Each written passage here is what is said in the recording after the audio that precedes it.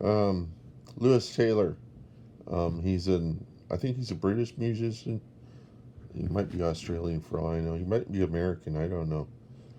He put out a song in the 90s called Love Light. And I really, really, really like it. And he put out one recently. He hasn't made an album in about like 20 years or 15 years.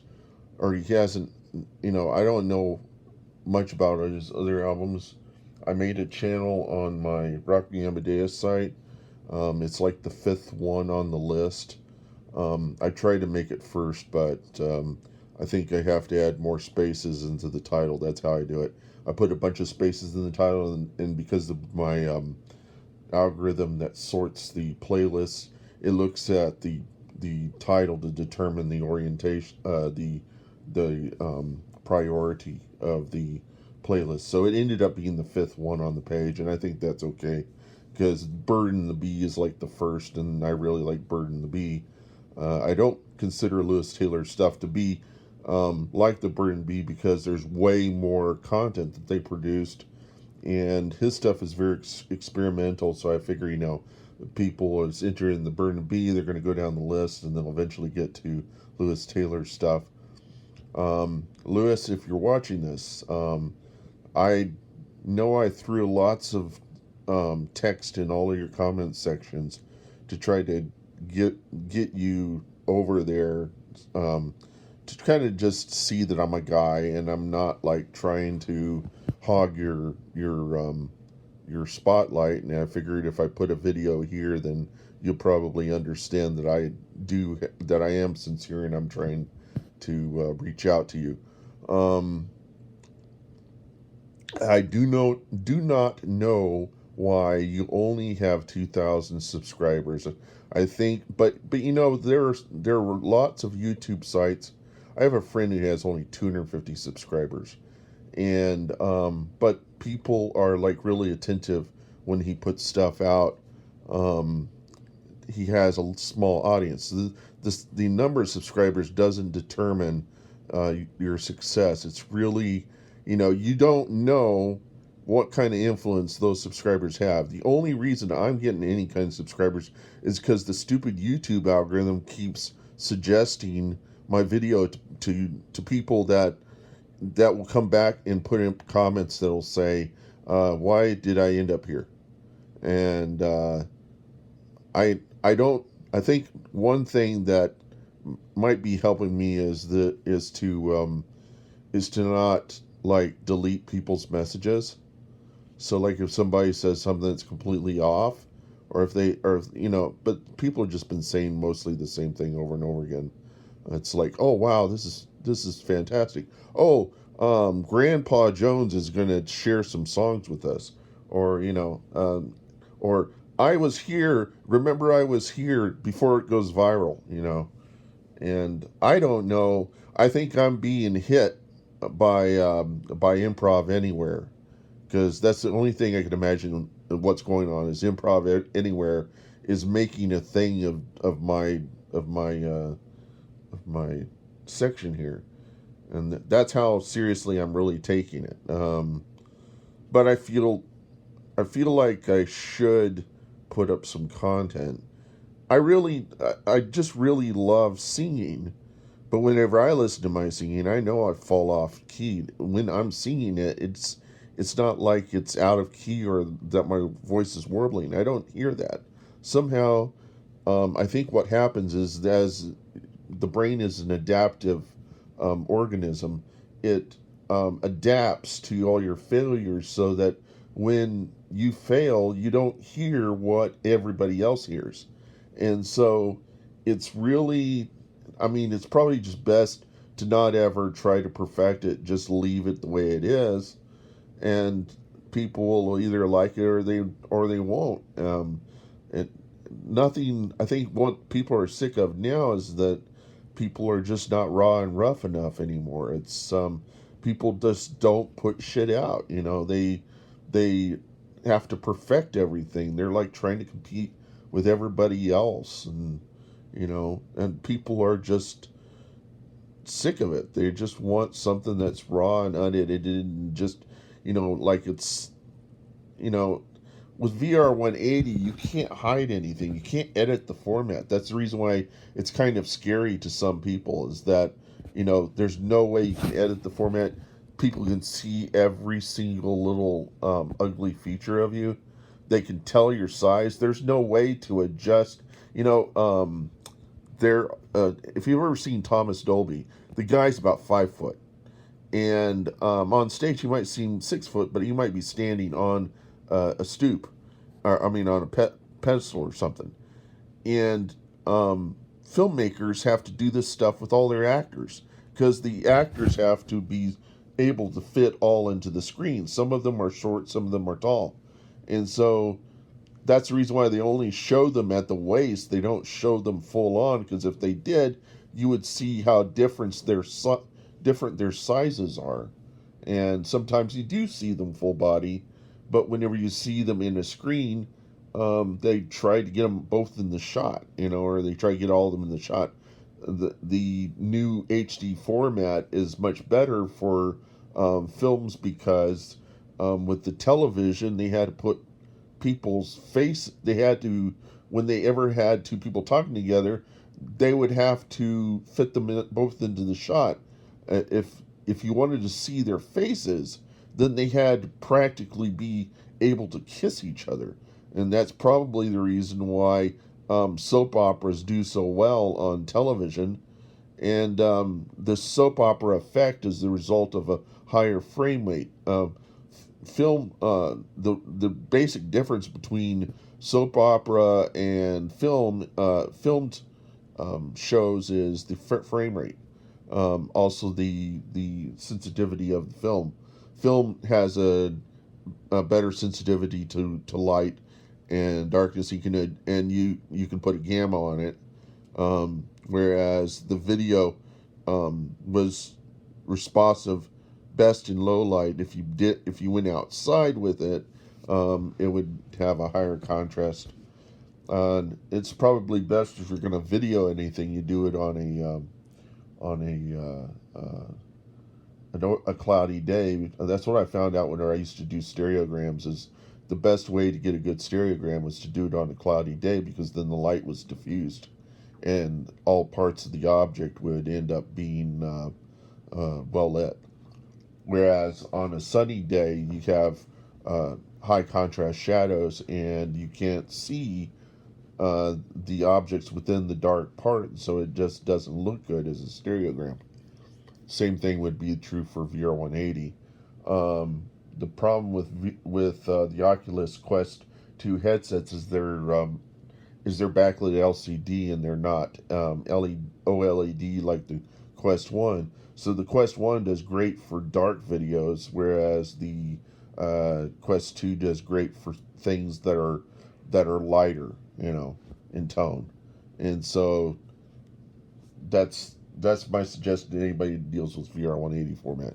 But anyhow, Lewis Taylor is a great, I believe, is a really good songwriter, and really he's a multi instrumentalist, and I put him on the level of somewhere between Jamiroquai and Feist, maybe.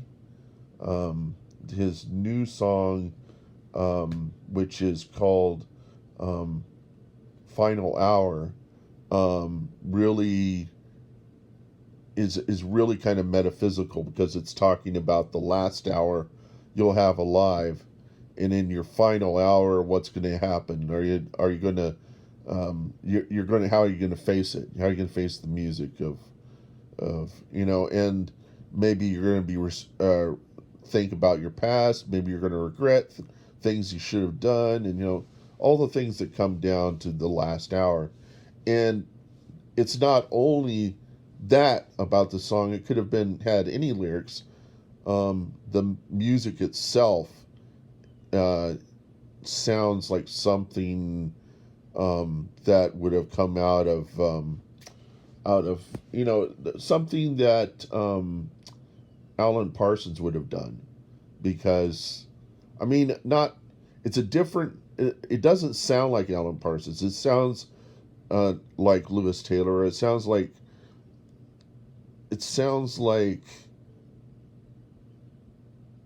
like Billy Thorpe, maybe. His Children of the Sun album. It just it's got a kind of a cosmic, spacey.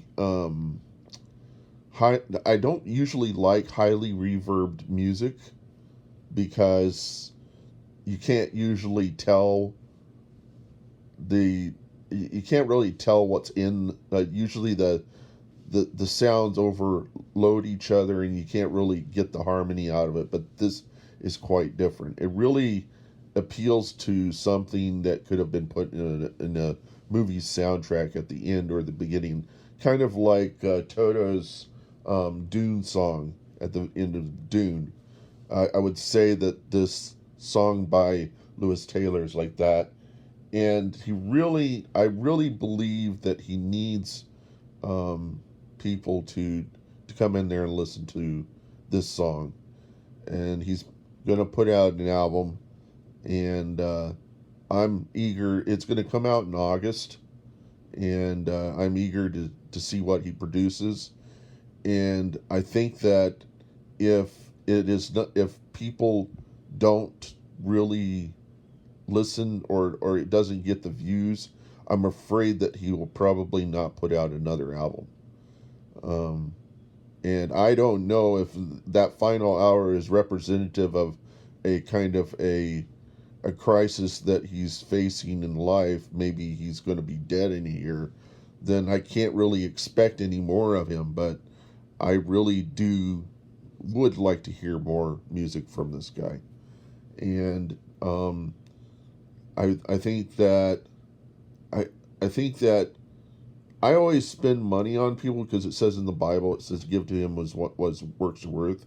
An example, there's this dance troupe called Shuffle was Shuffle Wisdom is the name of the group, and they put out a VR 180 video. I really love watching it, and all the girls who are dancing it are just fantastic and very sexy, and uh, and I think it's a really good VR 180. It really shows up the immersive effect of VR 180 video format. And I want Lewis Taylor to do a VR 180 video, kind of like the way I do mine. And just do it raw and rough. Don't bother to try to stylize it or present yourself as like that. People are so tired of and you have a band. This happened whenever I was in Manhattan. I went to a bar and it was called the Frontier. I think it was not the Frontier. It was like the new. It was on the edge of St. Mark's, and this is in 2000. I was watching a band, and all these guys were playing, and the guy who was the lead scene had sequins on it, and I asked their bassist, "Is he like trying to cash in?" And he says, "Yeah, he's really trying to find a record deal." And so the thing is that people are kind of sick of those people that kind of take forefront and want to be really popular and all that stuff and try to make their image look fantastic and stuff. I think that's what's happening is that unless you're sexy or any, you know, the reason why Karen Carpenter got to be anorexic is because some record producer told her she wasn't sexy enough, and see what happens, you know. So the thing is that I think people the thing that was really great about the '70s it was a bunch of things. It was the pressure, the stress of, and people were thinking about space and the possibility of colonizing the moon, and were very hopeful. But they didn't have any replayable formats. Only LP was, so you couldn't like say, I want to watch a movie now, or I want to read something that's a current event that's happening right now. I want to talk with people over the internet. You had none of that. At best, you could call somebody on the phone, and if somebody was going to call you, you had to sit around all day waiting for that phone call. You didn't have the capacity to see where they were or what they were doing. So people were kind of imprisoned by the limitations of the technology, and they'd find other things to do. Kind of, so they had kind of lifestyles. They had hobbies and things like that that they would do people don't have those much anymore because the technology has become more urgent, and you become more accessible. And then if you have hobbies, then uh, they're going to have some podcasts to justify them, or something like that. But the thing is that people didn't have the capacity to really um, select their content, and the only inspiration that they would get was either coming from a book they were reading or from an LP they were listening to. And you had a captive audience, and that was the reason why in the '70s it was such a great time. And it was before MTV, so it really didn't matter how you looked as a musician. You could be really rough and ugly, nobody really cared. It was when MTV came around that you could actually see the musicians. The reason why ZZ Top grew those long beards was because underneath it all, if you've ever seen their face, they're ugly as fuck.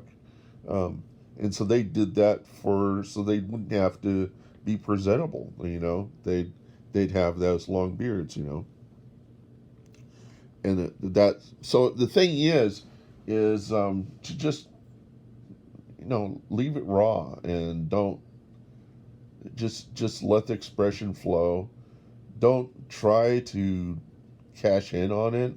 Don't see everything you produce as a product that's going to either sell or not sell. And that, look, there are going to be people that are going to be inspired at 1 to 10, 1 to 100, 1 to 1,000. They're all going to be responding with something different. And everybody's going to like something or another, or they're not going to like it all, or, somebody's going to listen to it down the road, or a bunch of people are going to listen to it down the road, and they're going to go back and listen to your old stuff over and over again, and they'll start to like it because they've heard it a billion times, like you've heard Kraftwerk tunes 1,000 times. How many people have listened to the song "A Ship, a Ship, a Ship"? And I think, oh shit, oh shit, oh shit, oh shit, oh shit, oh shit, oh shit, oh shit, oh shit, oh shit. That's a Kraftwerk song. And how many people talk about that? They don't, but sometimes it was to fill out the LP. Whenever CDs came around, you had all that space you had to fill out, and the breaker company would be down your neck saying, "We need to fill in all the CD space. Can you produce 88 minutes of content?" Whereas in the '70s it was 33 minutes of content, and they didn't want you to make a 5-minute song. They wanted a 3-minute song, something that could stick on the radio.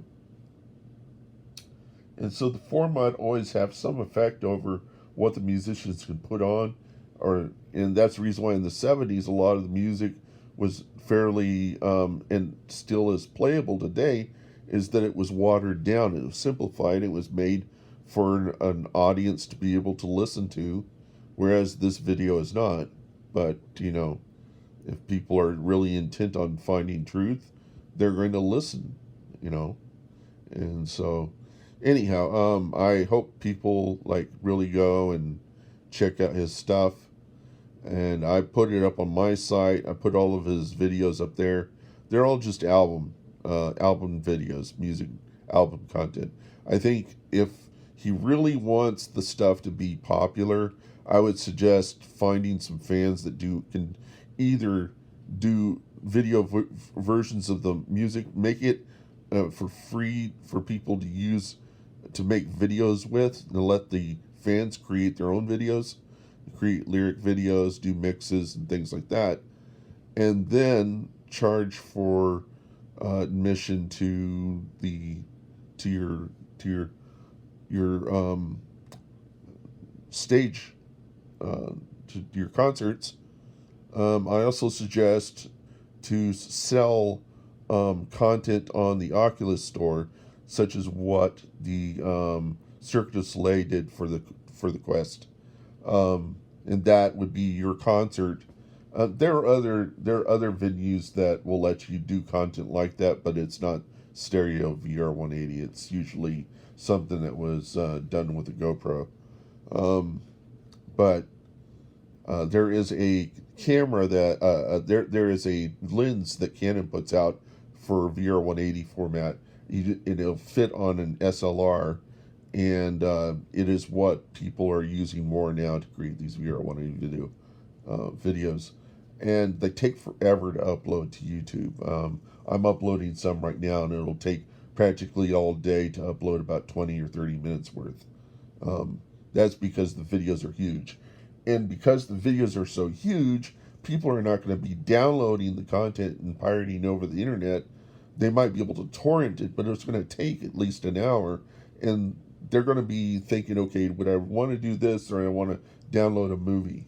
And they're going to be downloading the movie. So you're not going to experience the kind of pirating effect that you would with MP3s. You would, but if you have video content and you do your concerts in a VR180 format, it's not gonna, and you put it out in 8K format, there's not gonna be people that are gonna waste the time to try to download an hour's worth of 8K VR180 format or even VR360 format. I mean, you could give them, the more content you give them, the less likely they're going to pirate it, and they're going to be wanting it streamed on tap. And so it's pretty soon somebody's going to come out with a VR180 concert service where you can get concerts on tap, but that doesn't exist yet. And there enters your opportunity to make some money. And so what you do is you put it on the Oculus shop.